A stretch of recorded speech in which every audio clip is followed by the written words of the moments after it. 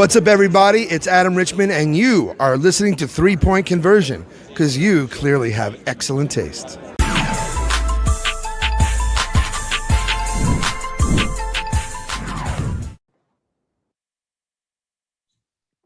Hi, Kia. Thanks for joining us. We're going to start with Adam Miller from Winsider and then Alex Simon. Hi, Kia. Can you talk about a little bit about how your roles change now that Diana's back in the lineup and how you expect to see your role moving forward? Yes. I would say obviously when Dee comes back, is back in the lineup, it allows another scorer to come in because we see the way she can score, and she can score whenever she wants.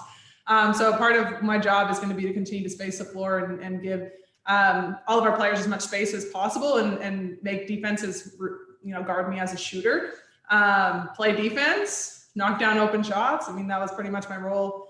When Dee wasn't on the court, I probably just had to take a little bit more of a step forward in the scoring role and shot taking. But now, you're just out there playing basketball and flowing. When the ball gets your way, then you do what's right, whether that's making a pass, getting to the rim, or knocking down an open shot. Next up is Alex Simon with the Next, followed by Jeff Metcalf. Hi, Kia. I especially want to ask what Diana coming back means for you guys defensively. She obviously has, basketball intelligence that is world renowned, but it seems as if it can kind of help find more passing lanes to disrupt and just generally help disrupt their offensive rhythm. Is that kind of what you felt are the things that she brings most to you guys on the defensive end?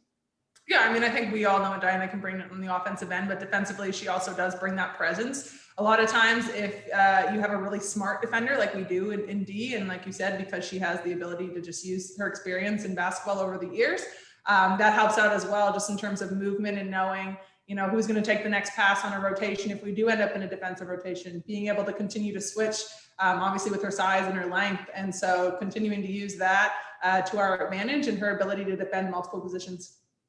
And just because tomorrow's game is considered a Commissioner's Cup game, I was just curious for you guys as players, now that you're in it, obviously you guys haven't won every one of those games, so maybe it seems a little out of reach, but is that something you guys at all even are talking about at this point now that you're in the season? No, honestly, I don't think we've talked about Commissioner's Cup once. If it happens, it happens. Obviously, I think it's a pretty exciting addition to our season, and obviously there's monetary incentives to that as well, but I think every time you step onto the court, your goal is to win the game no matter what. And your overall overarching goal is to win a championship, right? Winning the Commissioner's Cup would be awesome. Yeah, you put some money in your pocket, but if you didn't win the championship, then what does it really mean? So it's not really something that we've talked about. But definitely, I mean, I guess when the games come, we know it's on the speaker that it's a Commissioner's Cup matchup. Next up is Jeff Metcalf with the Arizona Republic, followed by Danny Thompson. In the first 4 games when Taurasi was playing, I think 2 of those games you guys had all 5 people in double figures, and you almost were at that point in the LA game the other day. And that seems to be when you guys really are at your best, just because you have that many threats out there. Is that what you think you guys are going to get back to, and hopefully on a regular basis now? Yeah, I think so. Obviously, when you look at having the scoring threats that we do on the lineup, and being able to continue to move the ball and get the best shot possible, and being able to score in a number of different ways because we have players who can score in a number of different ways, it makes it easier on all of us. And obviously with Dee, we talked about it a little bit earlier here, her experience is in her basketball IQ is second to none. And so when she's on the court and she's kind of running that point guard position, her ability to kind of see passes before they happen, put you in positions where you can be successful, and she does that for each and every one of us. I would love to be in her mind during a basketball game to see what's going on in there, because she has an understanding of, this is a good play for Kia, this is a good play for Skylar, a good play for BG, let's run these and allow them to get going early. And obviously Dee can get going whenever she needs to, but she does a really good job of making sure that all of us are getting into places where we can be successful, and then defensively we all stick together and have our offense be created from our defense. Could you tell, just even in the 1 game back, you were mentioning the spacing earlier, could you tell the difference in particularly how it kind of opens things up for Griner to have Taurasi back out there?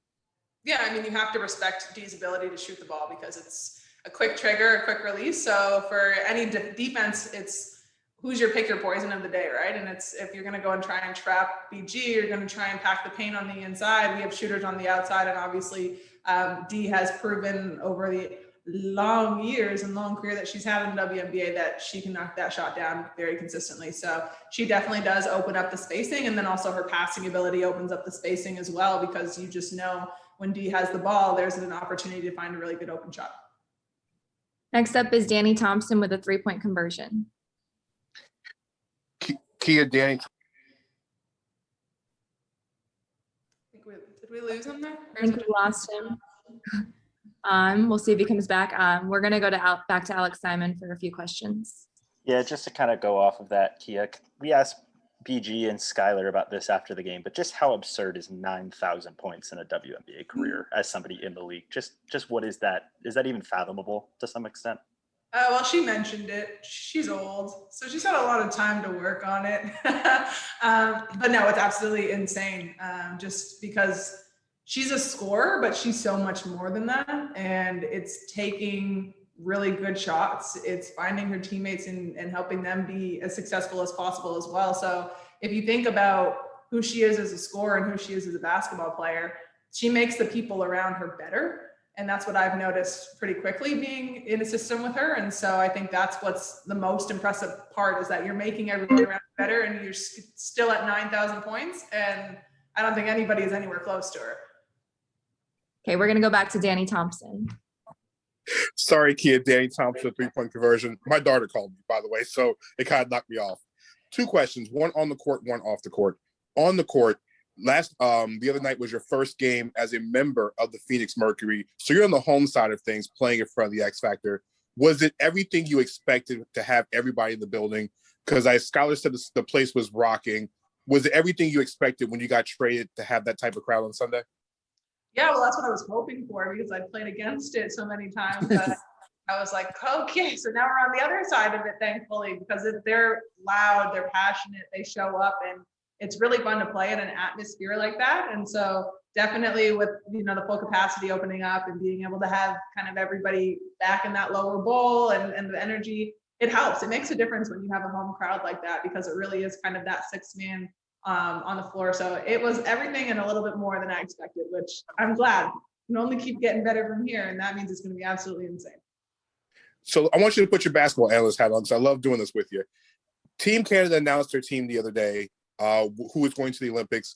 Put your analyst hat on, and can you kind of give a breakdown of what do you think of Team Canada, the roster, and their chances of placing a medal in Tokyo? The women's team announced it. Did we announce it? No, I know the men's team announced theirs. I'm not sure about the women's team. Okay, so the men's team is still actually trying to qualify to even get to the Olympics. We are already there. Side note.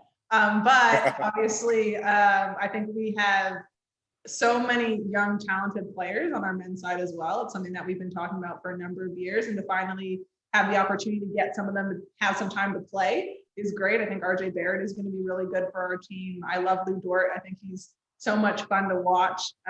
Gillis Alexander, Walker Alexander. I think there's just so many exciting players with a little bit of a mixture of some of our kind of mainstays who have been there for a really long time with Canada basketball. So I know they're playing on home soil. That also helps a little bit.